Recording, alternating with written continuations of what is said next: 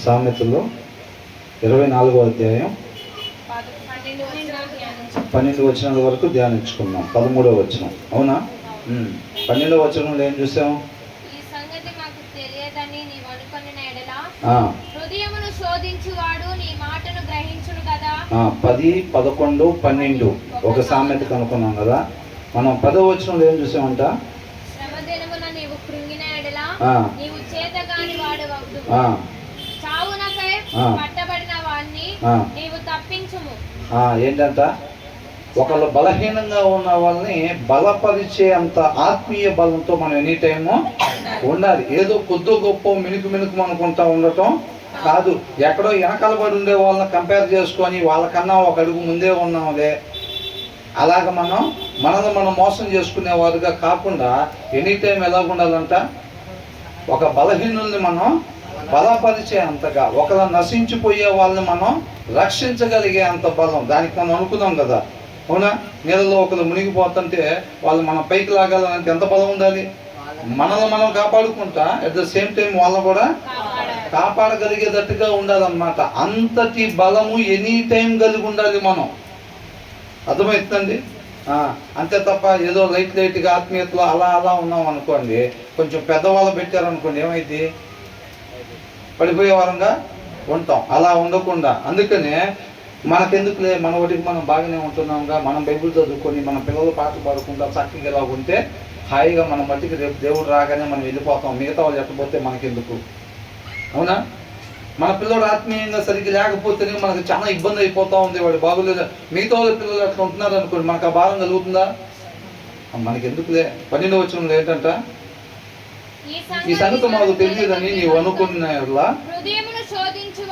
ఏంటంట? సరే, ఏదో 4 మాటలు చెప్పొచ్చు కదా. మన ఇంట్లో కాదుగా పరిస్థితి, మన పిల్లలు కాదు కదా, మనమైతే ఆత్మీయంగా బాగానే ఉంటున్నాంగా, అవునా? వాళ్ళు కూడా వాక్యం చదువుకోవాలి, ఎవరేం చేస్తారు దానికి అని చెప్పి అట్లా అనుకోకుండా మన పిల్లడే అట్లా ఉంటున్నారు, చదువుకోవాలి, అది మనం ఏం చేస్తాం అని వదిలిపెడతామా? ఏం చేస్తాం? వాడిని కూర్చోబెట్టి వాడిని చక్కగా, అరే నాయనా ఇది పరిస్థితి, నువ్వు ఎక్కడున్నావో చెక్ చేసుకో, నువ్వు రోడ్డు కింద ఉన్నావు, రోడ్డు మీద లేవు నువ్వు అనేది మొత్తం చెప్తామా లేదా? మన ఇంట్లో అదే బయట ఎవరన్నా అట్లా రోడ్డు కింద కనపడితే మనకెందుకులే. మన వాళ్ళు అయితే లైన్లోనే ఉన్నారు అందరూ. ఒక్కసారి చూసుకొని మన కుటుంబ సభ్యులు అందరూ లైన్లోనే ఉన్నారా లేదా అని చెక్ చేసుకొని మన వాళ్ళందరూ లైన్ మీదే ఉంటే ఓకే. మిగతా వాళ్ళు ఎవరన్నా లైన్ కింద ఉన్నా మనకేం ఇబ్బంది అనిపించలేదు అనుకోండి, దేవుడు ఏమంటున్నాడు? హృదయాన్ని పరిశోధించేవాడు నిన్ను గ్రహిస్తాడు కదా, నీ అంతరంగంలో ఉన్న ఉద్దేశాన్ని తెలుసుకుంటాడు కదా. రేపు ఎవరెవరు ఏం ఉద్దేశించి జీవిస్తున్నారో వాళ్ళందరికీ తగిన ఫలితాన్ని ఆయన 12వ వచనం చివరిలో ఏముందంట? నిన్ను కనిపెట్టువాడు దానిని ఎరుగును కదా, నరులకు వారి వారి పనులను బట్టి ఆయన ప్రతీకారము చేయును కదా. వారి పనులను బట్టి అంతా ప్రతీకారం చేస్తాడు. నువ్వు ఆ దినాన నీ పక్కన వాళ్ళు, నీ పొరుగు వాళ్ళు వీళ్ళు రోడ్డు కింద ఉన్నా సరే, మేము కాదుగా, మా కుటుంబ సభ్యులు కాదు కదా అని నువ్వు ఎప్పుడైతే లైవ్ తీసుకున్నావో దానికి ఖచ్చితంగా ప్రతీకారం దేవుడు మనకి చేస్తాడు. అర్థమవుతుందండి? కాబట్టి మన పొరుగు వారిని, నశించిపోయే వారిని రక్షించాల్సిన బాధ్యత మన మీద ఉన్నది. కేవలం మనం మాత్రమే, మన కుటుంబ సభ్యులు మాత్రమే అనేది కాదు. బయట ఎవరున్నా సరే, ఎలాగున్నా సరే, దేవుడు ఆత్మ నడిపింపుని బట్టి మనం ఏదైతే అక్కడ మాట్లాడాలో అలాగా మాట్లాడేవారుగా, వారిని రక్షించేవారుగా ఉండాలన్నమాట. అవునా? ఇప్పుడు ఏమంటున్నారు?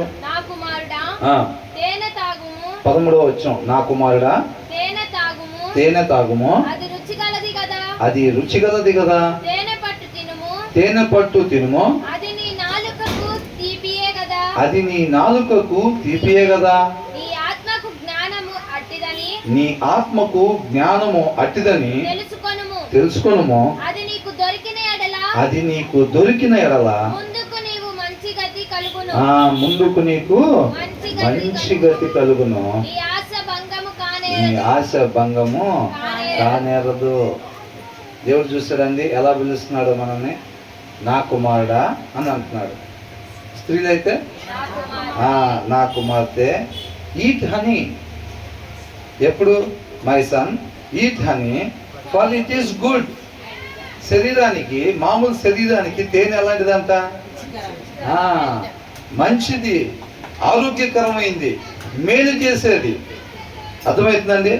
ఈ శరీరానికి తేనె తాగటం. అప్పట్లో బాప్తిస్మం ఇచ్చే యోహాను కూడా ఏం తినేవాడంట? తేనె తినేవాడు అన్నమాట. అర్థమవుతుందండి? అది చాలా హెల్దీ అన్నమాట. అది ఈ శరీరాన్ని కాపాడటానికి, నిలబెట్టడానికి దీనికి కావలసిన పోషకాలు ఇవన్నీ కూడా తేనెలో ఉంటాయి అన్నమాట. కాబట్టి తేనె ఈ శరీరానికి ఎలాగైతే మేలు చేసిద్దో అది అని అంటున్నాడు. Eat honey for it is good అని అంటున్నాడు. ఈ శరీరానికి తేనె ఎలాగైతే దీనికి కావాల్సినవి అన్ని అందించిద్దో అలాగే దాని తర్వాత వచ్చిన ఏమనుంది? 14 వచనంలో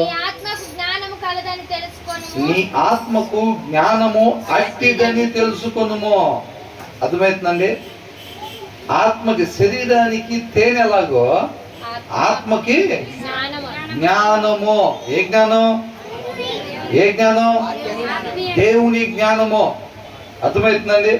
దేవుని చిత్తాన్ని నెరవేర్చాలంటే దేవుడి జ్ఞానం కావాలి. మన ఇష్టాన్ని నెరవేర్చుకోవాలంటే లోక జ్ఞానం కావాలి. అర్థమవుతుందండి? కాబట్టి ఈ శరీరానికి తేనె ఎలాంటిదో, ఎంత మేలు చేసిద్దో, కాబట్టి నీ ఆత్మకంట జ్ఞానము అట్టిదని నీవు తెలుసుకొనుము. అది నీకు గాని దొరికిందంటే, ఏది? ఆ జ్ఞానము, దేవుడి జ్ఞానం నీకు గాని దొరికిందంటే ఏం కలిగిద్దంట? No that wisdom is such to your soul Ananta. నీ ఆత్మకు జ్ఞానం అట్లాంటిది. ఇఫ్ యు ఫైండ్ ఇట్, నీకు గాని ఆ జ్ఞానం దొరికిందనుకో అని అంటున్నాడు.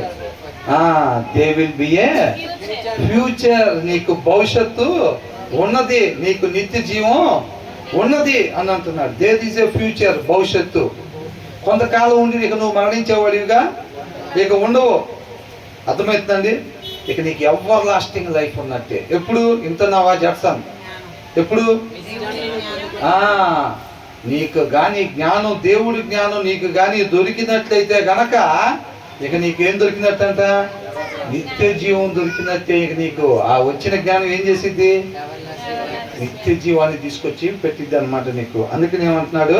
There will be a future and your hope will not be cut off. నీ ఆశ భంగము కానేరదు. మన నిరీక్షణ ఏదైతే ఉందో అది తొలగిపోతే అది ఖచ్చితంగా నెరవేరిద్ది అని అంటున్నాడు. అర్థమవుతుందండి? మన నిరీక్షణ ఏంటి? నిత్య జీవం. నిత్య జీవానికి తీసుకెళ్లేది ఏంటంట? దేవుని జ్ఞానము. ఏంటంట? దేవుని జ్ఞానము. నీకు ఆ జ్ఞానం కానీ దొరికినట్లయితే ఈ శరీరానికి తేనె ఎలాంటిదో, ఎంత మేలు చేసిద్దో, దీనికి కావలసిన పోషకాహారాలు దాంట్లో ఎలాగైతే ఉంటాయో నీ ఆత్మకి ఆ జ్ఞానం అలాంటిదని తెలుసుకో.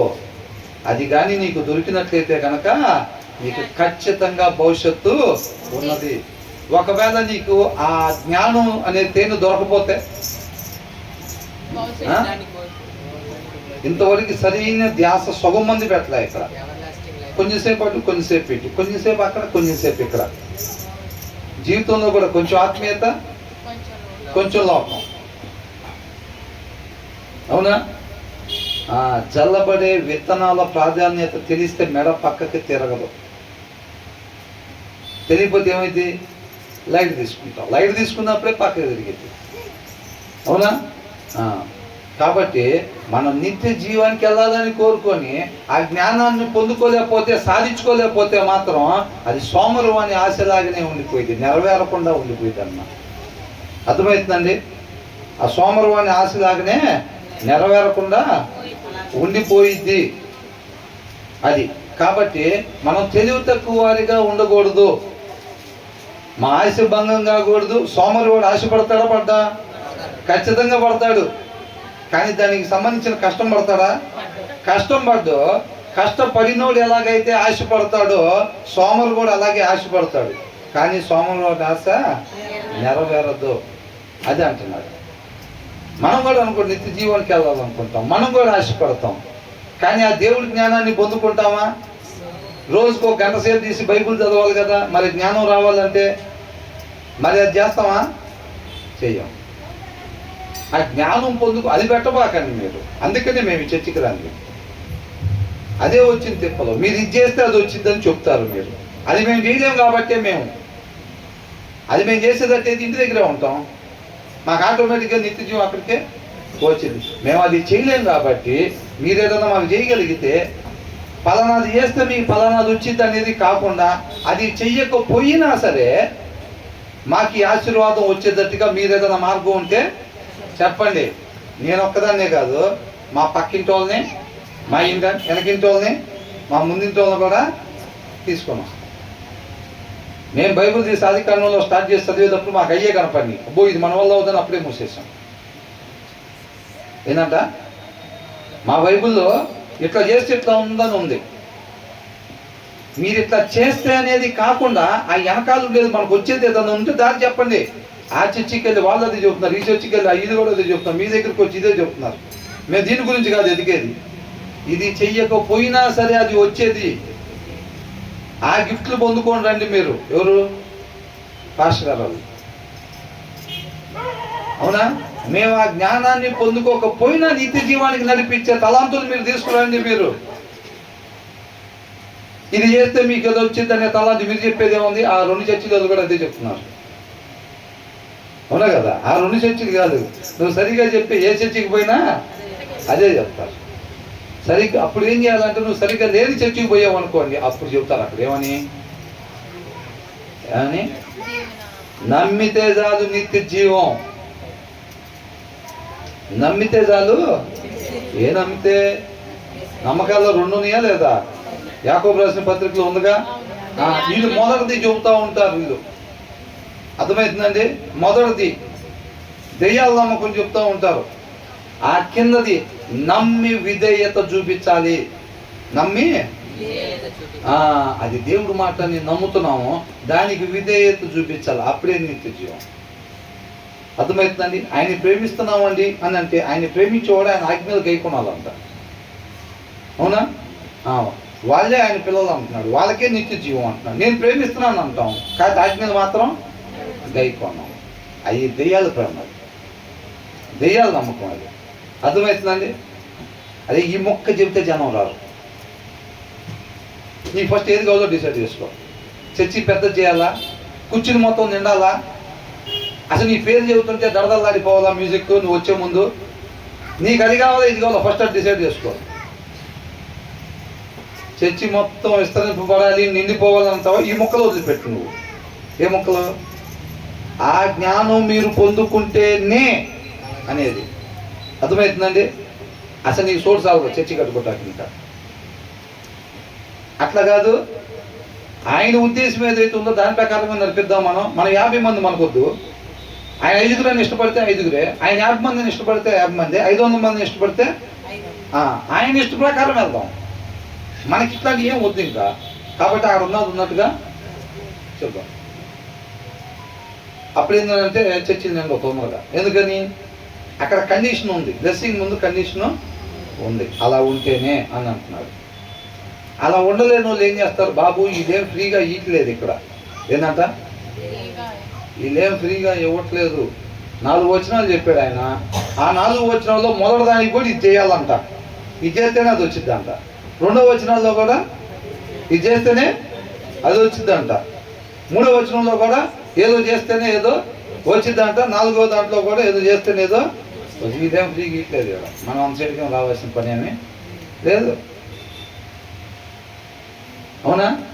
అట్లా కనుక్కుంటారన్నమాట. అది అలా కాకుండా ఇక్కడ మనం జాగ్రత్తగా గమనించుకోవాల్సిన విషయం కూడా, దేవుడి జ్ఞానము ఆయన నోట నుంచి వచ్చింది. ఆయన నోట నుంచి వచ్చింది వాక్యము. ఆ వాక్యాన్ని ధ్యానించేటప్పుడు మనం ఆ జ్ఞానం మనం పొందుకుంటామో. ఆ జ్ఞానం మనకి దొరకకపోతే నిత్య జీవం లేదు. ఎంత నటించినా. స్టార్టింగ్ ప్రేయర్ నువ్వేనా చేసేది? కావచ్చు కాక ఇంటి దగ్గర వాక్యం చదవకపోతే మాత్రం ఆ జ్ఞానం రాదు. నువ్వు నేను నిత్య జీవానికి వెళ్ళము. నువ్వు ప్రేయర్ చేస్తేనే స్టార్ట్ అవ్వచ్చు కాక, నువ్వు పాటలు పాడుతుంటేనే కనీసం అక్కడ పాడే 7 పాటల్లో 5 పాటలు నీయే ఉండొచ్చు కాక, నువ్వు కానీ వాక్యం చదవకపోతే నీ దగ్గర దేవుడి జ్ఞానం ఉండదు, నిత్య జీవము రాదు. అందుకని ఇక్కడ ఏమంటున్నాడు, ఇఫ్ యు ఫైండ్ ఇట్, నువ్వు కానీ దాన్ని పొందుకోగలిగావంటే మాత్రం there will be a future అన్నాడు. నువ్వు దాన్ని పొందుకోలేకపోయావనుకో, హూ హ్యాస్ బైబుల్ అని రాసి లేదు అక్కడ. బైబుల్ ఎవరెవరి ఇళ్లలో ఉందో వాళ్ళకి నిత్య జీవం అని అక్కడ రాసి లేదు. నీ దగ్గర ఆ దేవుడి జ్ఞానం ఉంటేనే. ఏడిస్తే కుదరదు. రేపు ఏంటంట, రేపు ఏడిస్తే మేఘాల మీద దేవుడు కనపడంగానే స్టార్ట్ అనగానే మనం ఒక్కలమే కాదు ఏడ్చేది. చాలా మంది ఇది చూస్తే చాలా మంది కన్సూప్ మీద ఏడుతానే ఉంటారు. ఇది చూసినా ఇంతమంది ఏడితే ఇంక నన్నేం కరుణిస్తాడు, నేను ఒక్కనే ఏడుతుంటారు, వాడు ఒక్కటి ఏడుతున్నాను లెక్కిస్తున్నాను అంటారు. ఇంతమంది ఏడితే ఇంక మనకు లేదురా బాబు అనుకుంటారు. అర్థమైందా? ఆ పనికిరాని ఆయుధం పట్టుకొని చాలా మంది ఉంటారు. దీన్ని ప్రయోగిద్దాం దేవుడు వచ్చినప్పుడని. ఉపయోగం లేదు, అది పనికిరాదు. అది అర్థమవుతుందండి. ఆయనగా తెలుసుకోవటం అంటే దేవుని జ్ఞానము, వాక్యము చదవటం వలన వచ్చే దేవుడి జ్ఞానాన్ని పొందుకున్నప్పుడే మనకి నిత్య జీవము వచ్చిద్ది. కాబట్టి పిల్లోడు ఇక్కడ తీసుకురావటమే లేకపోతే ఇంకోటి కాదండి. ఇక్కడ ఏమంటున్నారు, ఆ జ్ఞానాన్ని పొందుకుంటేనే నిత్య జీవాన్ని ఇక్కడ చెప్తారు. అంతవరకే ఇక్కడ జరిగేది. అర్థమవుతుందండి. ఆ జ్ఞానాన్ని పొందుకుంటేనే. ఒకరికి వెళ్ళి చూసినప్పుడు వాళ్ళు నాకెళ్ళి చూపలేదు, వాళ్ళు వేరే వాళ్ళకి వెళ్ళి చూస్తున్నారు. వాళ్ళు వినలేదని చెప్పి దాన్ని మళ్ళీ రిపీట్ చేస్తున్నారు. ఆ రెండోసారి చెప్పేటప్పుడు అందరి వైపు చూస్తుంటే ఇక్కడ ఇంకొకరి తలకాయ తీసుకొని ఇంకో పని వెళ్ళి చూసుకుంటున్నారు. వాళ్ళు ఈ మాట వినలేదని చెప్పి దాన్ని మళ్ళీ రిపీట్ చేయాల్సి వస్తుంది. ఆ రిపీట్ చేసే క్రమంలో నేను మళ్ళీ అందరికి వెళ్ళి చూస్తుంటే ఇటువైపు ఇంకొకళ్ళు వేరేకి వెళ్ళి చూస్తున్నారు. అవునా? కాబట్టి ఏంటంట, ఆ దేవుడి జ్ఞానాన్ని పొందుకుంటేనే. కాబట్టి ఇక్కడ ఏం చెప్తారంటే దేవుడి జ్ఞానాన్ని పొందుకుంటేనే నిత్య జీవం వచ్చిద్దని ఇక్కడ చెప్తారు. అంతే. ఆ జ్ఞానాన్ని ఎక్కడ పొందుకోవాల్సింది? ఇంటికి పోయి తీసి చదవాలి. అర్థమవుతుందండి. ఈ ఎగ్జామ్లో వస్తాయి, ఈ ప్రిపేర్ అవ్వాలి అని చెప్తారు స్కూల్లో. మనం ఇంటికి వెళ్ళి ఏం చేయాలి? అవన్నీ ప్రిపరేషన్ చేయాలి. ఇక్కడ కూడా ఏం చెప్తారంటే అంతే చెప్తారు. అర్థమవుతుందండి.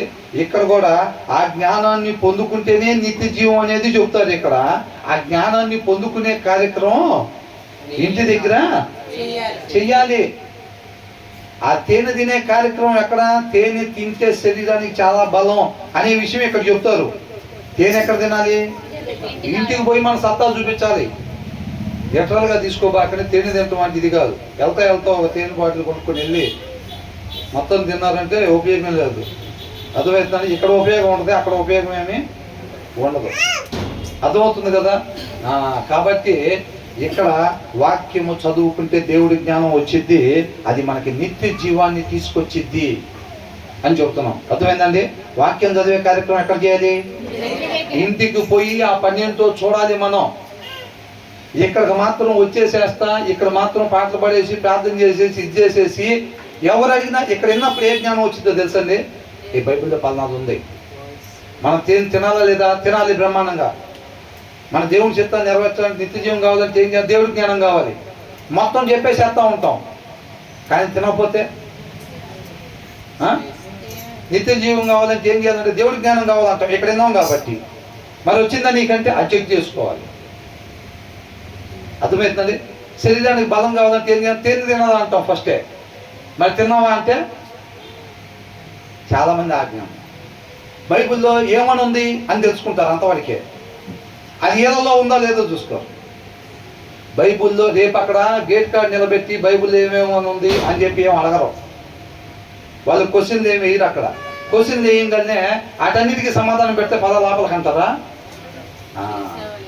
అది అర్థమవుతుందండి. దాన్ని అనుసరించాలి.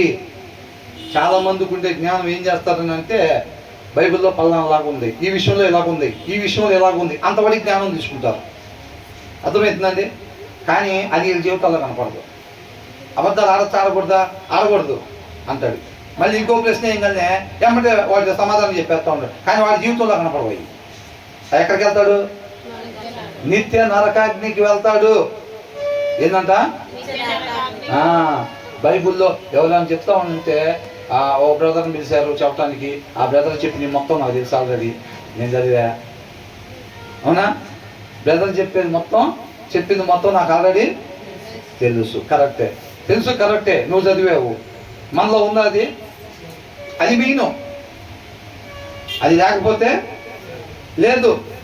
కాబట్టి తెలుసుకునే జ్ఞానం కాదండి, శ్రద్ధ కలిగి వినేటప్పుడు. ఎందుకంటే దాన్ని చేస్తాం అన్నమాట. మనం బైబిల్ చదవటప్పుడు దాన్ని చెయ్యాలనే ఆశ కలుగుతూ ఉండిద్ది అన్నమాట.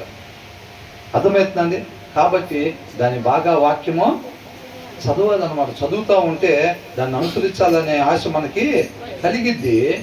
అది మన వల్ల కాదనేది మనకి అర్థమవుతూ ఉండిద్ది. ఆయన్ని ఆశ్రయిస్తాం అన్నమాట. అర్థమవుతుందండి? మనకు మనంగా వాక్యం చదవకుండా పరిస్థితుల్లో నిలబడి ఉండాలని ప్రయత్నం చేసినప్పుడు మనం పడిపోతున్నది మనం చూస్తాం.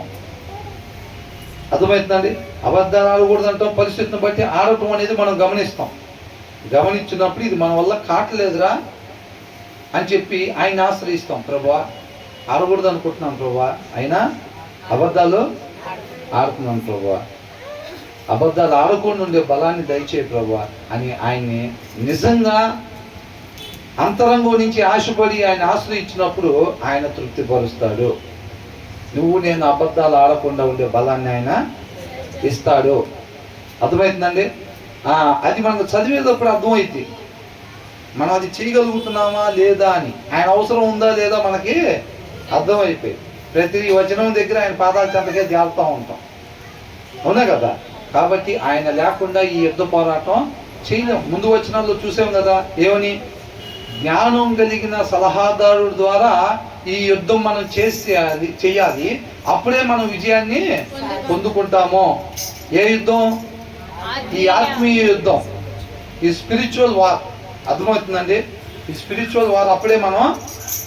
ఎవరు ఆ వైస్ కౌన్సిలర్? ఎవరు ఆ జ్ఞానం కలిగిన సలహాదారుడు? ఎవరు? దేవుడు. అవునా? దేవుడు మనం ఏ రీతిగా ఉండాలి అనేది మనకి చెప్తా ఉన్నాడు. కాబట్టి ఆ జ్ఞానం కలిగిన ఆయన ఇచ్చే నడిపింపు, ఆయన సలహాలను బట్టి మన యుద్ధ పోరాటంలో, ఆత్మీయ యుద్ధ పోరాటంలో మనం ముందుకెళ్ళినట్లయితే కనుక అప్పుడే విజయం మనకు వచ్చిద్దంట. ప్రభువా, నువ్వు ఒక నిమిషం పక్కనుండు, దీని సంగతి నేను చూసుకుంటాను. ఈ పరిస్థితి సంగతి అంటే బొక్క బార్లో పడిపోయి ఉంటాం. కళ్ళు అట్లా ఆరిపెట్ట తెలిసే లోపల ఎట్లా ఉంటాం? అవతరోడు యుద్ధంలో మనం గుద్దితే ఎట్లయితే బార్లో పడిపోయి ఉంటారా, అట్లా బొక్క బార్లో పడిపోయి ఉంటాం. ఆ పరిస్థితి ఉంది మనం. అవునా? అది అనుభవపూర్వకంగా తెలిసిద్ది అన్నమాట మనకి. అర్థమవుతుందండి? కాబట్టి ఇక్కడ ఏమనంటున్నాడు? శరీరానికి తేనె ఏ రీతిగా మంచిదో, ఆ శరీరానికి మేలు చేసిద్దో, మన ఆత్మకంట దేవుని జ్ఞానము అట్టిదని నీవు తెలుసుకునము. అది నీకు దొరికిన ఎడల. దొరకపోతే నీకు అసలు ఫ్యూచర్ లేదు, నీ ఆశ ఖచ్చితంగా భంగం అయిపోయింది. ఎప్పుడు? ఆ జ్ఞానం, దేవుడి జ్ఞానం మనకి దొరకకపోతే, మనం వాక్యం చదవకపోతే, పాటలు పాడవచ్చు, 4-5 పాటలు, ప్రార్థన చేయొచ్చు కాక, చాపలు చేయొచ్చు కాక, దేవుడి జ్ఞానం వాటిలో వచ్చింది అన్నారా? వాటిలో కాదు. అవునా? ఆయన వాక్యం చక్కగా చదువుతూ ఉండేటప్పుడు దేవుడి జ్ఞానం మనకి వచ్చింది. అది మనం పొందుకుంటేనే మనకి దేర్ ఈజ్ ఎ ఫ్యూచర్ అన్నమాట. దాన్ని జాగ్రత్తగా అండర్లైన్ చేసుకోండి. ప్రతిరోజు ఇక్కడికి వస్తే నిత్య జీవం వచ్చిందని కూడా మీరు అనుకోవద్దు. అర్థమవుతుందండి? ఆశపడే ప్రాణాన్ని, ఒకవేళ మీకు ఇక్కడ రావడానికి కుదరలేదు, అయినా సరే మీరు ఎక్కడో ఉన్నారు, క్యాంప్కి వెళ్ళాల్సి వచ్చింది 1 నెల రోజులు, ఆ 3 వారాలు దప్పిగా ఉన్న వాళ్ళు ఎక్కడున్నా సరే, అంతరంగంలో నిజంగా దప్పిగా ఉన్న వాళ్ళు ఎక్కడున్నా ఆయన ఆహారం అక్కడికి పంపిస్తాడు అంతే. అర్థమవుతుందండి? కాబట్టి దాని ప్రకారంగా మనం ఆ జ్ఞానంతో నింపబడాలన్నమాట. ఎనీ టైం వాక్యాన్ని బాగా చదవాలి. దాని తర్వాత ఏమంటున్నారు? ఇప్పుడు వాక్యం చదవకుండా మరి మనం అంతా షోయింగ్, మిగతా పనులన్నీ జరుగుతున్నాయి అనుకోండి. టయానికి రావటం, ప్రతిరోజు రావటం, పెట్టినప్పుడెళ్ళే రావటం, పాటలు పాడటం, ప్రార్థన చేయటం, చేపలు ఎత్తటం, స్నాక్స్ డబ్బులు ఇవ్వటం, లేకపోతే ఇట్లాంటివన్నీ జరుగుతున్నాయి అనుకోండి. వాక్యం మాత్రం చదవకుండా ఈ మిగతాదంతా చూస్తే డూప్లికేట్ నోట్ని ఎంత చక్కగా ఒరిజినల్ లాగా తయారు చేసినది ఒరిజినల్ అయిద్దా? అవ్వదు అసలు. అది అర్థమవుతుందండి? ఒరిజినల్ మాత్రమే ఒరిజినల్. దేవుడి జ్ఞానాన్ని పొందుకుంటేనే తప్ప. కొంతమంది ఏం చేస్తారంటే డబ్బులు ఉన్న వాళ్ళలాగా బిహేవ్ చేస్తారు. వాళ్ళ దగ్గర బేసికల్గా డబ్బులు ఉండవు. డబ్బులు ఉన్నవాడు ఎలా షర్ట్ ప్యాంట్ వేసుకుంటాడు, ఎలా కట్ చేస్తాడు, ఎలా జోబులో చేపెట్టుకొని నడుస్తూ ఉంటాడు, ఎలా డిగ్నిటీ మెయింటైన్ చేస్తాడో కొంతమంది రోడ్ల మీద అట్లాగే మెయింటైన్ చేస్తూ ఉంటారు. కొంతమంది ఆఫీస్ అలా మెయింటైన్ చేస్తూ ఉంటారు. కొంతమంది అలా డ్రెస్సింగ్ మెయింటైన్ చేస్తూ ఉంటారు. వాళ్ళని చూసినప్పుడు ఏమనుకుంటారంటే వీళ్ళు కొంచెం డబ్బు ఉన్నట్టున్నారు, డబ్బున్న వాళ్ళలాగా ఉన్నారు అని అనుకుంటాం. బేసిక్గా అలా కాదు, డబ్బులు ఉండవు. అది ఫైరింగ్ జరిగినప్పుడు తేలిపోయింది, ఆ పొట్టంతా రాలిపోయింది. ఏ పొట్టు? ఆ షోయింగ్ పొట్టంతా రాలిపోయింది. కొంతమంది ఏం చేస్తామని ఇంటికాడ ఎరగబడి బైబిల్ చదివే వాళ్ళు ఎట్లాగైతే బిహేవ్ చేస్తారో దాన్ని నేర్చుకుంటారు మొత్తం చక్కగా. ఇలా ధ్యాస ఏమైందంటే జ్ఞానం నేర్చుకోకుండా కాకుండా జ్ఞానం కలిగినోడు ఎట్లా ప్రవర్తిస్తున్నాడు, సొసైటీలో ఎలా నడుచుకుంటున్నాడో దాన్ని నేర్చుకుంటారు కొంతమంది. ఎక్కడ వరకు మేనేజ్ అయిపోయింది అయితే కదా, ఎక్కడ వరకు మేనేజ్ అయిపోయింది. విశ్వాసాన్ని పరీక్షించకుండా ఆయన నిత్య జీవంలోకి తీసుకోవడానికి ముందు వచ్చిన వాళ్ళు మనం చూసాం. కాబట్టి ఆయన పరీక్షించినప్పుడు ఏమైంది, అది కాలిపోయిద్ది. ఇక్కడ వాళ్ళు మేనేజ్ చేయొచ్చు బాగానే, మన కాడ డబ్బులు లేవు అని ఎవరికి తెలియకుండా బాగానే మేనేజ్ చేయొచ్చు. వాళ్ళకలాగా మనం బిహేవ్ చేస్తున్నాం అనుకోండి, వాళ్ళకలాగా ప్రవర్తిస్తున్నాం అనుకోండి, ఇక్కడ జనాలు పసిగట్టలేరు. అవునా? అక్కడ ఖచ్చితంగా తెలిసిపోయింది. అక్కడ నువ్వు ఎట్లాగన్నా వేసుకురా, అర్థమవుతుందా? జ్ఞానం ఉంటేనే లోపలికి తప్ప జ్ఞానం లేనిలాగా హెయిర్ స్టైల్ చేయించుకొచ్చినా, జ్ఞానం లేనిలాగా నడిచినా, వాడిలాగా నువ్వు సౌమ్యంగా ఉంటున్నా, వాడిలాగా నువ్వు మాట్లాడుతున్నా, నువ్వు ఏది చేసినా సరే లోపలికి మాత్రం లేదు. అక్కడ నిష్కలంకమైంది కానీ ఏది భంగమైంది ఏది కూడా లోపలికి రాదు. రాశారు క్లియర్గా, అర్థమవుతుందండి. అంటే దీన్ని బట్టి ఇంక మనకి ఏమన్నా పని జరిగిద్దా షోయింగ్ వల్ల? అవుదబ్బాయి అట్లయితే. అవునా? నిజంగా చదువుకొచ్చే వాళ్ళు ఎట్లున్నారో మనం వాళ్ళకిలాగా ఉండేటట్టుగా మనం కూడా విశ్వాసంలాగా షోయింగ్ చేయటం ఆపేసి నిజంగా మనం జ్ఞానం సంపాదించుకుంటే బెస్ట్. జ్ఞానం సంపాదించుకున్న జ్ఞానం కలిగిన వాడు ఎట్లా ఉంటున్నాడో దాన్ని నేర్చుకునే కన్నా ఆ జ్ఞానాన్ని నేర్చుకోవటం మంచిది. జనాన్ని కాదు మనం మోసం చేస్తుంది, మనల్ని మనం మోసం చేస్తున్నాం. రేపు అక్కడ సిగ్గుపడాల్సిన పరిస్థితి మనకుంటుంది. ఎవరెవరినైతే మోసం చేసామో వాళ్ళకి కాదండి. అవునా? జనాల్ని మోసం చేస్తున్నాం అని ఎక్కడ అనుకుంటాంలే కానీ రేపు అక్కడ వీళ్ళు సిగ్గుపడే పరిస్థితి ఉంది. రేపు మోసపోయేది నేనేరా బాబు, మోసపోయింది, నిత్య జీవాన్ని పోగొట్టుకుంది నేనే అని అనుకుంటాడు. అర్థమవుతుందండి. దేవుడు మహాకృపను బట్టి ఆ విషయాలు ముందుగానే మనకి తెలియపరుస్తున్నాడు అన్నమాట. అవునా? కాబట్టి తెరవబడిన హృదయం, దున్నబడిన నేలకి మన హృదయాలు ఉన్నట్టయితే కనుక విత్తనాలు పడినప్పుడు చక్కగా ఫలించేగా ఉంటాయి అన్నమాట. హృదయం మూసేసుకొని మనం ఎలాంటి మాటలు విన్నా, యేసుక్రీస్తు వాళ్ళ పక్కనే ఉండి ఇష్టమైతే ఏం చేశాడు? అవునా? కాబట్టి ఎలాంటి ప్లేస్లో మనం ఉన్నా సరే ఆ ఇంటెన్షన్ లేకపోతే కనుక నశించిపోయే వరకుగానే ఉంటాము అని అంటున్నాడు. చదువుకుంటా వెళ్ళిపోవటం కాదండి, మనకు అర్థమవుతుంది కదా. ఇట్లా అనమాట. మనం 12వ వచనం ఒక సామెత, 13వ వచనం ఒక సామెత, 14వ వచనం ఒక సామెత అని తీసుకొని చదువుకుంటూ వెళ్తే సారాంశం మనకు దొరకదు. అవునా? దేని కలుపుకోవాలంట? 13, 14 ఆ రెండు కలిపినప్పుడు మన సారాంశం దొరుకుతుంది. అవునా? దాన్ని మనం జాగ్రత్తగా చూసుకోవాలి. 10, 11, 12 కలిపినప్పుడు ఒక సామెత, దాంట్లో నుంచి మనం సారాంశం తీసుకోవాలి. మరి ఎట్లా తెలిసింది మనకి కదా? మీకు దేవుడు ఉన్న చెవులో చెప్పాడా? నేను ఎలా చదువుతున్నా ఇదే ఫస్ట్. అర్థమవుతుందండి. ఇంటెన్షను ఆ టైం ఇన్వెస్ట్మెంట్ చేయాలి. ఏం చేయాలంట? సత్యాన్ని ఏం చేయాలంట? కొనుక్కోవాలి. ఏం చేయాలి? కొనుక్కోవాలి. వివేకాన్ని కొనుక్కోవాలి, జ్ఞానాన్ని కొనుక్కోవాలి. అర్థమవుతుందండి. దాని దగ్గర టైం ఇన్వెస్ట్ చేయాలి. ఎవరు దేనికోసం ఏది అవ్వాలని చెప్పి దాని మీద టైం 2 సంవత్సరాలు కోర్స్ చేస్తారు కొంతమంది. ఇప్పుడు 4 సంవత్సరాలు అండి, ఎంబీబీఎస్ 5 సంవత్సరాలు అనుకోండి. ఏం చేస్తున్నారు వాళ్ళు? కొనుక్కుంటున్నారు దాన్ని. 5 years ఇన్వెస్ట్మెంట్ పెట్టారు దాని మీద వాళ్ళు. అర్థమవుతుందండి. 5 సంవత్సరాలు ఇన్వెస్ట్మెంట్ పెట్టాడు. సైంటిస్ట్ ఒకటి కనుక్కోవాలంటే ఏం చేస్తున్నాడు? కొన్ని సంవత్సరాలు దాని మీద పెట్టుబడిని పెడుతున్నాడు. అర్థమవుతుందా లేదండి? ఒక చిన్న కంప్యూటర్ కోర్స్ ఏదైనా చేసుకుని సాదాసీదాగా బతకాలి, ఒక 5 నుంచి 10 వేలు వచ్చేటట్టుగా అంటే ఏదో చిన్న చిన్నగా కోర్సులు నేర్చుకోవాలిగా. అవి కూడా ఏమంటారు 3 months కోర్సు, 6 months కోర్సు. అంటే ఏం చేస్తున్నారు, 6 నెలలు టైం ఇన్వెస్ట్ చేస్తున్నారు, అక్కడ కొనుక్కుంటున్నారు దాన్ని. అర్థమవుతుందండి? అట్లాంటిది అనమాట. కాబట్టి ఇప్పుడు మనకి ఎలా తెలుస్తుంది అని అంటే, మనం ఏం చేయాలి, సత్యాన్ని కొనుక్కోవాలి, అమ్మి వేసుకోకూడదు. అవి మనం ఏం చేస్తాయి, నిత్య జీవానికి నడిపిస్తాయి. అర్థమవుతుందండి? కాబట్టి దాన్ని ఏంటంటే శ్రద్ధగా వెతకాలి. ఆ రిసోర్సెస్ ఏవైతే ఉన్నాయో అవి మొత్తం కూడా చూడాలి. తెలియకపోతే ఏమన్నా అడగాలి.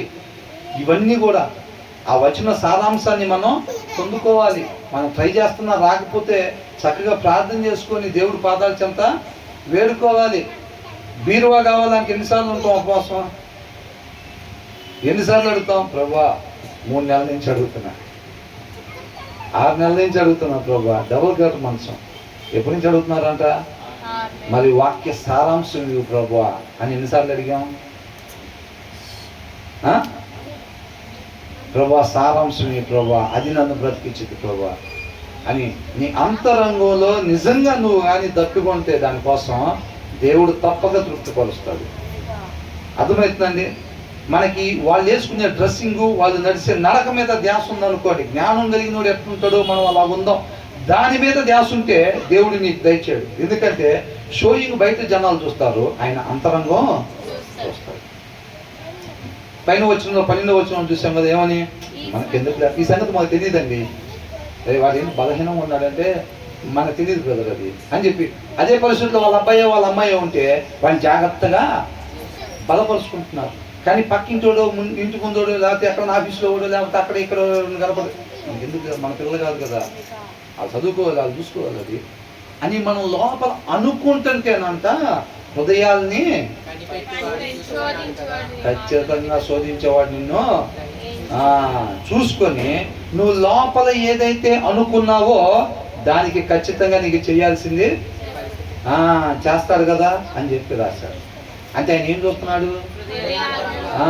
ఫేస్ ఫీలింగ్స్ కాదు. ముందే డబ్బులు అడగకుండా మనం చుట్టాలింటికి వెళ్ళినప్పుడు ఎట్లుంటాం?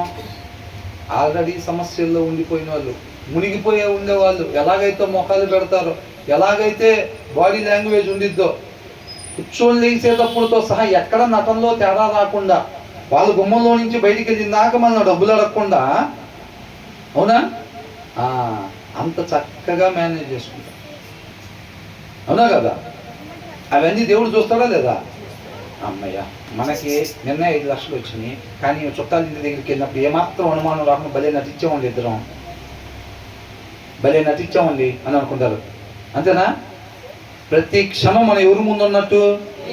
దేవుని ముందర ఉన్నాం. ఆ విషయం మర్చిపోకూడదు అసలు. అర్థమవుతుందండి? ప్రతి క్షణము మనం దేవుని ముందర ఉన్నాం. ఎవరి ముందు నటించాం? అదే పిన్ని వాళ్ళ ముందు భలే నటించాం కదా, ఇంటి పక్కన వాళ్ళ దగ్గర భలే నటించాం కదా. నువ్వు పిన్ని వాళ్ళ దగ్గర కాదు నటించింది, ఎవరి దగ్గర నటించావు? దేవుడి దగ్గర నటించావు అన్నారా? దావీదు ఏమన్నాడు? నీకే నేను విరోధముగా పాపం చేశాను అన్నాడు. అవునా? కాదు, ఇక్కడ పరిస్థితులు చూస్తుంటే ఎవరికి పాపం చేశాడు? బెత్షెబాకో, లేకపోతే ఇప్పుడు అక్కడ ఉన్న ఊరియాకో, లేకపోతే అక్కడ ఉండే వాళ్ళకి పాపం, వాళ్ళ ముందర పాపం చేసినట్టు పరిస్థితి కనపడుతుంది. కానీ ఏమంటున్నాడు? కళ్ళు తెలుసుకున్న తర్వాత చెప్తున్న మాటలు, నీకే విరోధంగా నేను పాపం చేస్తాను. అంటే మనం ఏం చేయాలి? గుమ్మం దాటి బయటకు వచ్చిన తర్వాత ఏం మాట్లాడుకోవాలి? దేవుడి దగ్గర భలే నటించాం కదా మనం అని మాట్లాడుకోవాలి. పిన్నోళ్ళ ఇంటి దగ్గర భలే నటించాం కదా, డబ్బులు ఇంటి కూడా లేనట్టుగా భలే నటించాం కదా. పిన్నోళ్ళ ఇంటి దగ్గర కాదు నటించింది, ఎక్కడ? దేవుడి ముందర భలే నటించాం కదా మన ఇద్దరం అని మాట్లాడుకోవాలి. అవునా? వాడు ఏదో పని పిలుస్తాడు, ఇక్కడి నుంచి అక్కడ దాకా వెళ్ళాలంటే ఆ విషయం మనకు తెలియగానే వాడు రాకుండా ఏం చేస్తాం? వాడు నోరు చేసి మాట్లాడక ముందే ఒకే తలకాన్ని పల్లాడిపోతున్నాం రా నాయన, ఏం రైతు వచ్చావు అంటాం, ఏం రైతు వచ్చావు అని అంటాం. వాడు వచ్చిన పని తెలుసు, వాడు ఏ ఉద్దేశంతో వచ్చాడో మనకి తెలుసు. మనం బయటకు పోకూడదు అని చెప్పి ఏమంటాం? ఒకటే తలకాయని చెప్పి అల్లాడిపోతున్నాం, అసలు ఏంటి ఇటు వచ్చావు అని అంటాం. బాగా చేసాం కదా షోయింగ్. ఎక్కడా? దేవుడి దగ్గర. అవునా? ఆయన మోసం ఏం చేసాం, ఈయన మోసం చేసాం. అరే మన యనమల కుదురుకి చాలా దూరం ఉన్నాం, మనకి ఇక్కడ తెలిసిన వాళ్ళు లేరు. ఆ కోటుతో పని లేదు. ఏ కోటుతో? ఆత్మీయ కోటుతో పని లేదురా. మనం ఇక్కడ ఎట్లా ఉన్నా సరే, కాలేజీ సరౌండింగ్స్, మన చర్చి వాళ్ళు ఎవరు లేరు, మన కాలనీ వాళ్ళు ఎవరు లేరు. పైగుండి లేపు కాళ్ళ పైకి, మళ్ళీ బయటకు పోయేటప్పుడు పెడదాం బట్టనం, మళ్ళీ అప్పుడు దింపుదాం కాళ్ళు.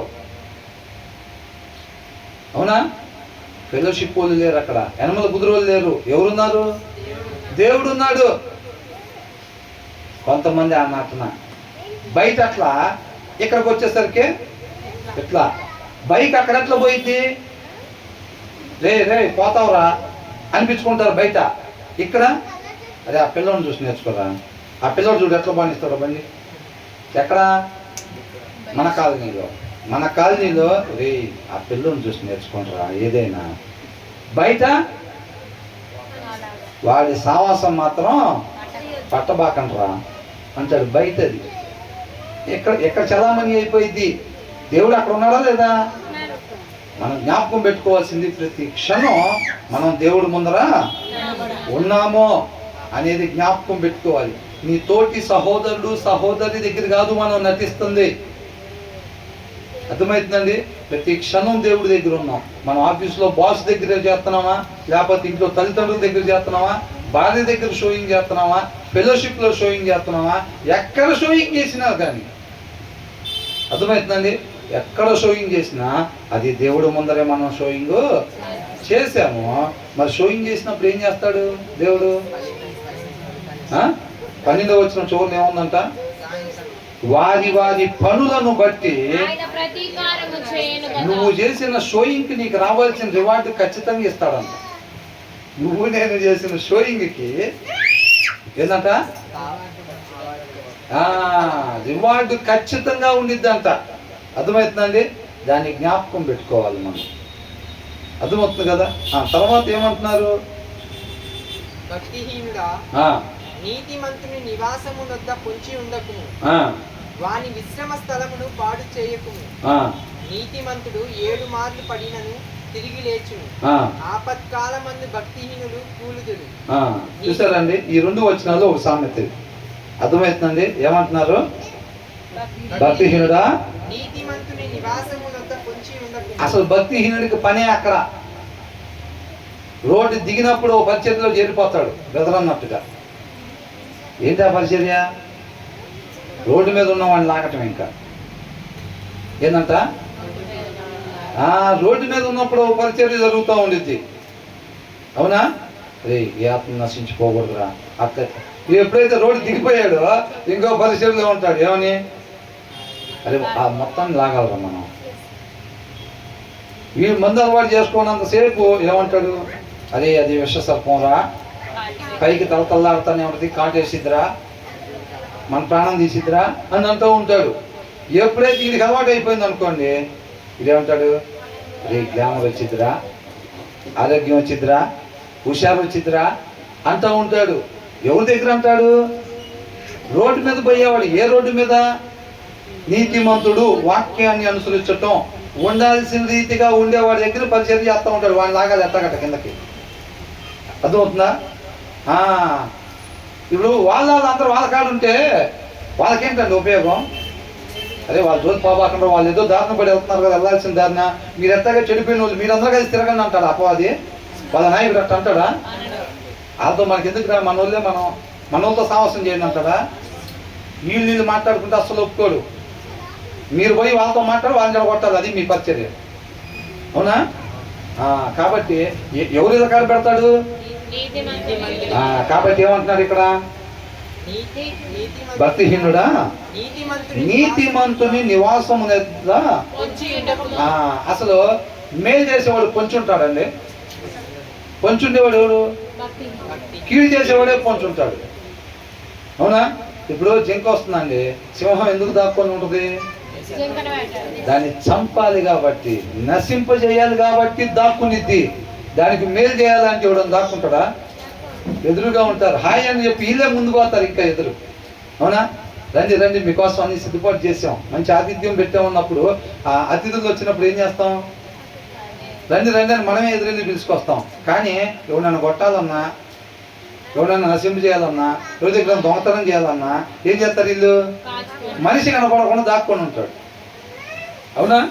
వాడి నాశనం కోరుకుంటున్నాడు కాబట్టి, నాశనం చేద్దామని చూస్తున్నాడు కాబట్టి పొంచి ఉంటున్నాడు అనమాట. భక్తిహీనుడు ఏం చెప్తాడంటే, నీతిమంతుని ఇంటి దగ్గర పొంచి ఉండబాకు అని అంటున్నాడు. అర్థమవుతుందండి? తర్వాత ఏమంటున్నారు? వాని విశ్రమ స్థలమును పాడు చేయకుము. వాడు ఏదైతే ఆ రోడ్డు మీద పోతున్నాడు కదా, వాడిని కూడా కిందకి లాగాలి. వాడిని ఏం చేయాలి? వాడికి కూడా అలవాటు చేయాలి. ఎత్తగా తాడికి కూడా అలవాటు చేసామంటే వాడి కూడా మనతో పాటు మంటలో ఉంటాడు. నీకు ఎట్లా వచ్చింది అది? అపవాది సార్, అపవాది చాలా అమ్మకూడదు అనుకుంటా. అపవాది ఏం చేస్తాడు? బాగా వాడిని అరే వాడితో రెడీ చేస్తాడు. ఆ దగ్గర నుంచి ఫోన్ వచ్చేటట్టు మనం ఎప్పుడైతే వాక్యం చదవకుండా మన హృదయంలో వాక్యం చెప్పకుండా ఉంటే గుమ్మం దగ్గర రెడీగా ఉండి ఏమంటే వాళ్ళ దూతను పంపిస్తాడు. దూతని రే వాళ్ళ బైబిల్ చదువు, వాడి కాడికి వెళ్ళి తాగుదాం అన్నాడు, సినిమా పోదాం అన్నాడు, సీరియల్ చూద్దాం అన్నాడు, వాడిని కొడదాం అన్నాడు అంతా ఉంటాడు. ట్రై చేయాలి. 3 సార్లు ట్రై చేశానండి. వాడు అయినా సరే ఇదో ఒకట్లా ట్రై చేయాలా, తప్పే ఉంది. చచ్చిపోయిందా ట్రై చేయాలి 3 సార్లు ఏందిరా? వాడిని చూసి నేర్చుకో. ఆడు ఫస్ట్లో వచ్చిన రోజు దగ్గర నుంచి ఒకటి ట్రై చేస్తూనే ఉన్నాడు ఇప్పుడు దాకా 60 ఏళ్ళు. ఆయన ఇంకా పల్లా ఆయన ట్రై చేస్తూనే ఉన్నాడు. అదిరా అంటాడు. అంతేనా కదా? చచ్చిపోయిందా ట్రై చేస్తారు ఎప్పుడు దాకా? అప్పుడు దాకా వలలో పెడతానే ఉంటారు. ఈడ వల పెడతారు, పడ్డామా సరే, లేకపోతే మళ్ళీ వలలు తీసుకొచ్చి మళ్ళీ ముందు పెడతా ఉంటారు. మళ్ళీ వలపోతే మళ్ళీ తీసుకొచ్చి ముందు పెడతా ఉంటారు. ఎప్పుడు దాకా పెడతారు? చివరి దాకా వలలో పెడతానే ఉంటారు. అర్థమవుతుందండి? కాబట్టి వాడిని ఎత్తగట్ట రోడ్డు దింపాలి. వాడి నివాస స్థలం ఏమంటున్నాడు? విశ్రమ స్థలమును పాడు చేయకము. ఎందుకని? ఎందుకు చేయద్దు అంటున్నాడు అసలు?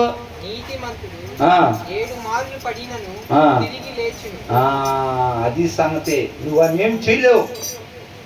ఏంటంట? ఏం చేయలేవు. ఎందుకని? ఎలా లభిస్తున్నాడు? ఆయన ఆశ్రయ దుర్గం లేపుతాడు అనమాట. ఏం చేస్తాడు? ఆయన్ని లేపుతాడు అన్నమాట. ఏమన్నా ఉంది? ఎన్నిసార్లు పడిపోయినా 7 మారులు అని అన్నా సరే, ఎన్నిసార్లు అయినా అని అర్థం. అర్థమవుతుందండి? 6 సార్లు అయినా అవ్వదు, 7వ సార్లు చేసినాను ఆయన ఇట్లాగా అని అంటే ఏంది బైబిల్ అర్థం? ఎన్నిసార్లు అయినా సరే అని అర్థం. సౌన్కి ఏమొచ్చినా రాసేది అది విన్నది కాకుండా దీనిలో మనం చెక్ చేస్తా ఉండాలి. ఇప్పుడు విన్నప్పుడు ఎక్కడైనా మనం వినంగానే ఏం చేయాలి? చెక్ చేయాలి. ఇప్పుడు మనం అనుకున్నాం కదా, ఇప్పుడు చదవలేదు అనుకోండి, యాకోబుకు 150 మంది కుమారులు అనగానే ఏం చెప్తాం? ఓకే అని అనుకుంటాం. బయట ఎవరిని అనగానే ఏం చెప్తాం? యాకోబుకి ఎంతమంది అని అనగానే 150 అని అంటాం. ఎట్లాగా అని అంటే నేను ఎన్నో దగ్గర అనుకుంటాను. అవునా? ఇది ఒకరిది కాదండి, అందరిది. నుంచొని చెప్పి ఆయన ఏం మిస్టర్ పర్ఫెక్ట్ ఏం కాదు. కూర్చునే వాళ్ళకన్నా ఎక్కువ ఉండొచ్చు మచ్చలో. 100% అండి. ఇప్పుడు ఎక్కడైనా సరే ప్రతి షాప్ నుంచొని చెప్పేవాళ్ళు మిస్టర్ పర్ఫెక్ట్ ఏమో తెలుసా, కేసు తెచ్చారు, అది ఏ ఉండదు. అది అవునా? ఒక్కొక్కసారి మనం సరి చేసుకోవాల్సింది వచ్చినప్పుడు ఆ ప్లేస్లో ఇదేదో మనకు సంబంధించిన లాగా ఉంది అని అనుకుంటాం. ఇక్కడ నుంచొని చెప్పేవాళ్ళు కూడా అనేక సార్లు అనిపించింది. అది అనేక సార్లు నాయన ఇది అచ్చంగా మనలో ఉన్న వాటి గురించి చెప్పమని చెబుతున్నాడు దేవుడి వాళ్ళ అనే పరిస్థితి ఉండిద్ది అనమాట. దాన్ని చూసుకోవాలి. కాబట్టి ఇక్కడ ఏంటంట, 7 సార్లు పడిపోయినా తిరిగి లెగుస్తాడు. ఆయన్ని లేపి ఆయన ఉన్నాడు. అర్థమవుతుందండి? దాని తర్వాత ఏమనుంది? ఆపత్కాలమందు. కానీ ఈ భక్తిహీనుడు, హృదయంలో వాక్యం లేనోడు, ఉండాల్సిన రీతిగా ఉండనోడు ఒకసారి పడిపోయాడంటే వాడిని లేపేవాళ్ళు లేరు. శాశ్వతంగా నశించిపోయేవాడుగా ఉంటాడు. అది గుర్తుపెట్టుకోవాలి. అర్థమవుతుందండి? నీతిమంతులకి ఆపదలు అనేకములు. అర్థమవుతుందండి? తర్వాత ఏమనుంది? వాటన్నిటి నుంచి ఆయన, వాటిలో కొన్నిటి నుంచి అని కాదంట, అన్నిటి నుంచి ఆయన విడిపిస్తాడు. వాళ్ళకి ఆపదలు రావు అని కాదు, అర్థమవుతుందండి. రేపు ఉండాల్సిన ప్లేస్లో వాళ్ళు ఉంటారు, అది చెప్తున్నాడు అనమాట. కాబట్టి ఒరే భక్తిహీనుడా, నువ్వు వాళ్ళ ఇంటి దగ్గర నువ్వు కొంచెం ఉండబాక, నువ్వు ఆయన ఏం చేయలేవు. ఆయనకు ఆశ్రయ దుర్గం ఉన్నాడు. అర్థమవుతుందండి. నువ్వు నేను వచ్చినా, మీ నాయకుడు వచ్చినా సరే వాళ్ళని ఏమీ చేయలేని ఆశ్రయ దుర్గం వాళ్ళకి ఉన్నది. కాబట్టి ఆ పని మానుకొని, నీతిమంతుడు 7 సార్లు పడిపోయినా తిరిగి లెగుస్తాడు, కానీ భక్తిహీనుడు పడిపోతే లెగలేడు, శాశ్వతంగా నశించిపోయేవాడిగా ఉంటాడు. కాబట్టి నువ్వు అది వదిలిపెట్టు, నువ్వు నీతిమంతుడిగా జీవించు అని అంటున్నాడు. అర్థమవుతుందండి. ఈ వచనం ఏమి హెచ్చరిస్తుందంటే, భక్తిహీనుడిగా మనము ఉండకూడదు, నీతిమంతులుగా మనము ఉండాలి. అవునా? అది చూసుకోవాలన్నమాట. అందుకనే అంటున్నాడు. ఈ 2 వచనాలు కూడా ఒక సామెతకు సంబంధించి అనమాట. తర్వాత ఏమంటున్నారు, దాని పైన వచనాలు ఏం చూసాం? పైన 2 వచనాల్లో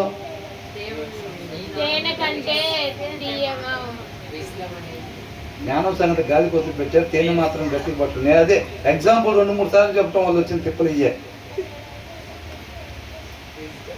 ఏంటంట?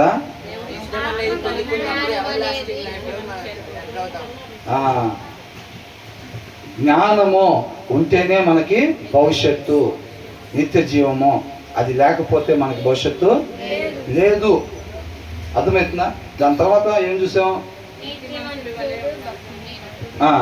నీతిమంతుని వలె ఉండాలి, భక్తిహీనులాగా ఉండకూడదు అని చెప్తున్నారు. తర్వాత ఏమంటున్నారు?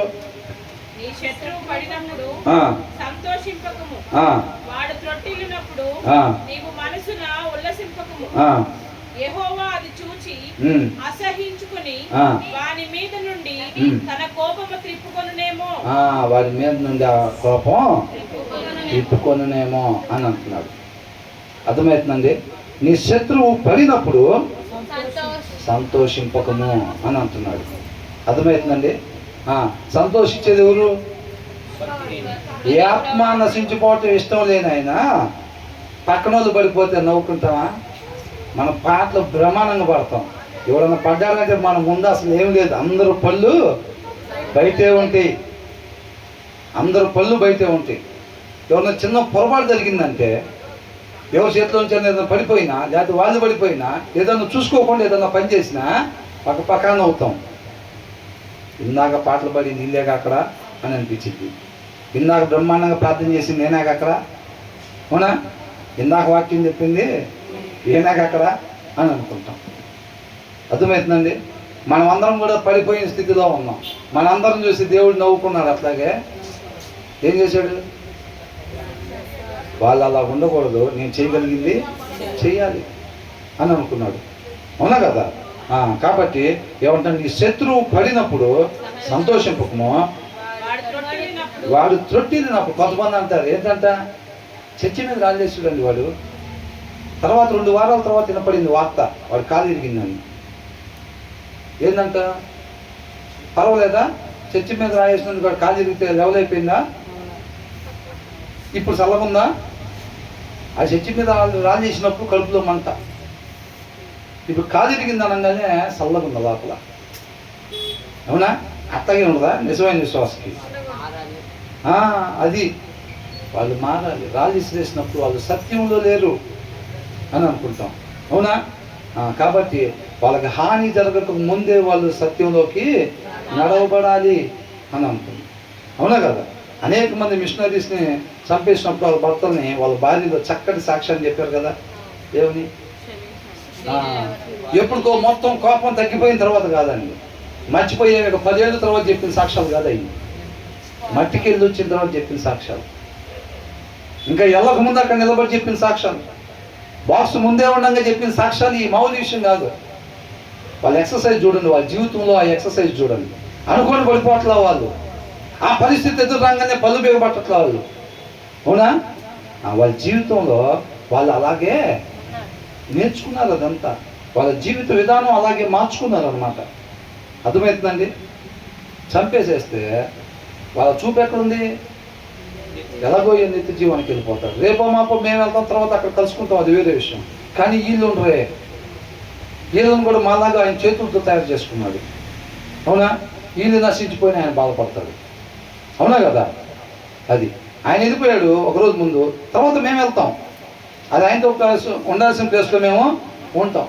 అయితే మాతో పాటు వీళ్ళు కూడా ఉండాల్సిన ప్లేస్లో ఉండకుండా వీళ్ళు నశించిపోయేటట్టున్నారు. వీళ్ళు సత్యం లేకుండా ఉన్నారని కనపడుతుంది ఆ క్రియ ద్వారా. అవునా? కాబట్టి వాళ్ళు ఏమని ప్రార్థన చేస్తున్నారు? వాళ్ళు సత్యంలో ఉండాలని కోరుకుంటున్నాను అంటున్నారు. మనకెందుకు చెప్పారు?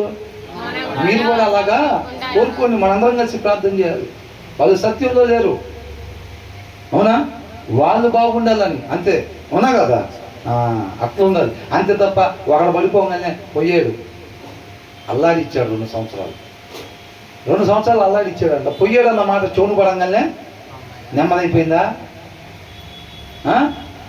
అది బాగానే మేనేజ్ చేసి పాటలు పాడి ప్రార్థన చేసి వాక్యం చెప్పి అంతా స్వాభావికంగా వచ్చిన మూఢత్వం. వాక్యం లేకపోతే అది నువ్వు ఆపినా కానీ ఆగదది, వచ్చింది అంతే. అవునా? కాబట్టి మనం అలా ఉండకూడదు. తర్వాత ఏమంటున్నారు ఇంకా? యెహోవా నీ బయట కోటు నువ్వేం వేసుకున్నావు అనేది కాదు, అంతరంగం. నువ్వు దాన్ని దాయలేవు. ఒకడు పడగానే నవ్వుతావు ఆటోమేటిక్గా నువ్వు. అని దాని అర్థం ఏంటి? ఓహో, నా లోపల ఇట్లుందనమాట అనేది మనం చూసుకోవాలి అర్థంలో. ఒకరికి ఇబ్బంది కలగంగానే మనకు లోపల ఏదైతే అనిపిస్తుందో, ఒకరు బాగున్నారు అనగానే మనకి ఏదైతే లోపల అనిపిస్తుందో, ఓహో నా లోపల అంతరంగం ఇదనమాట అనేది మనం చూసుకోవాలి, తెలుసుకోవాలి. అర్థమవుతుందండి?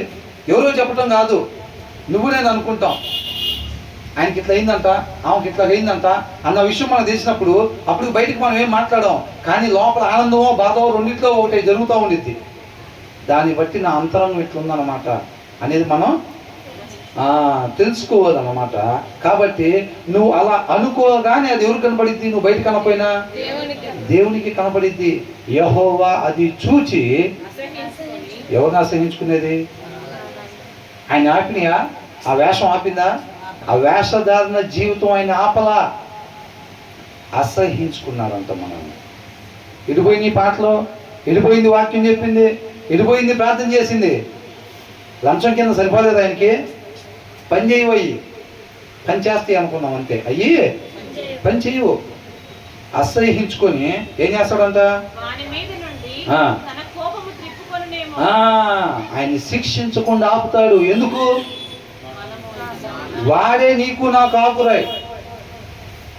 మనం సానబట్టాలంటే దేవుడు వాళ్ళనే ఉపయోగించేది.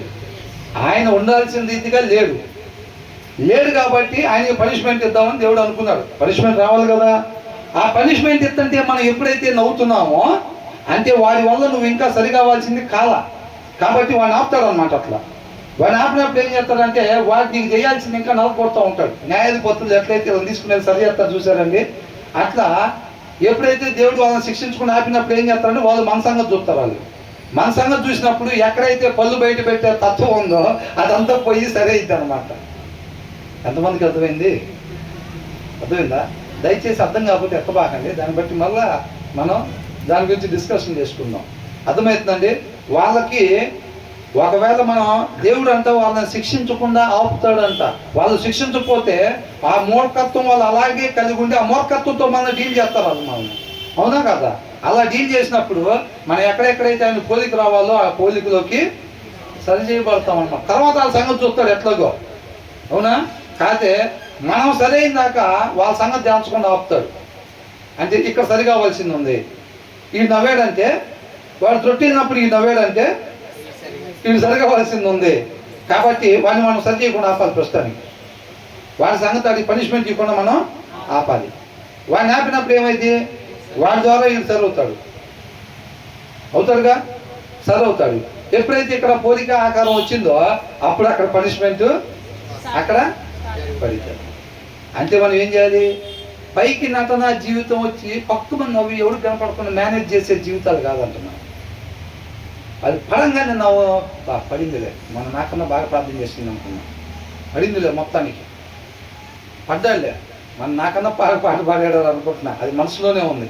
ఏది పెట్టినా తృప్తిగా తినలేకపోతున్నా. కింద పడి మోకాలు డొక్కిపోయినాయి. ఏమన్నంట లోపల ఆనందం 3 సమోసాలు ఇస్తే ఎప్పుడు 3 సమోసాలు ఇస్తే తినమంటే కూడా తిన్నోళ్ళు ఆ రోజు ఇంకో 2 ఇవ్వండి బ్రదర్ అని అడిగి తింటున్నాం. ఎందుకు? లోపల ఆనందం. మనకన్నా బాగా పాటలు పాడింది, మనకన్నా బాగా ప్రార్థన చేశాడు, ఏం చేయాలా అనుకుంటున్నాం. మన వల్లేమే కాదు, ఆ పాటలు నేర్చుకోవటం, ఆ ప్రార్థన, ఆ విధేయత చూపించి ఆత్మ నడిపింపు ద్వారా ప్రార్థన చేయటం, ఆ పనులు మన వల్ల కావు కదా. కానీ వాళ్ళకి ఏదో ఒకటి జరిగితే మాత్రం హ్యాపీ. ఆ నటన జీవితం వద్దు అంటున్నాడు. ఆయన ఎక్కడ సరి చేస్తున్నాడు? లోపల అంతరంగం సరి చేస్తున్నాడు. తెలుస్తుందా? అంతరంగం సరి చేస్తున్నాడు అన్నమాట. డాడీ ఇక్కడ తగ్గింది, డాడీ బెడ్ వస్తుంది డాడీ అంటే పోనీ అమ్మ మంది వేసుకుంటే తగ్గింది.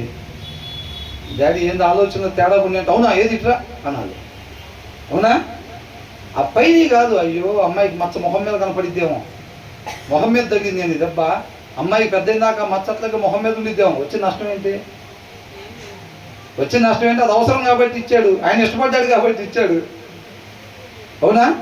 కొన్ని ఏమైంది? అదేమన్నా మనకు నష్టం చేసిద్దా? గాయాలు తగిలిచ్చే దెబ్బలంట అంతరంగాన్ని సరి చేస్తాయి. ఆయనగా తెలుసుకున్నాం చక్కగా. ఆయన కృపను బట్టి మనకి చక్కగా మనకు కావాల్సిన ఆహారాన్ని ఆయన మనకి సమృద్ధిగా దయచేస్తున్నాడు. కాబట్టి మనం ఏం చేయాలంట? అంతరంగంలో ఆయన వ్యక్తిత్వం వలె మన వ్యక్తిత్వం కలిగి ఉండాలి.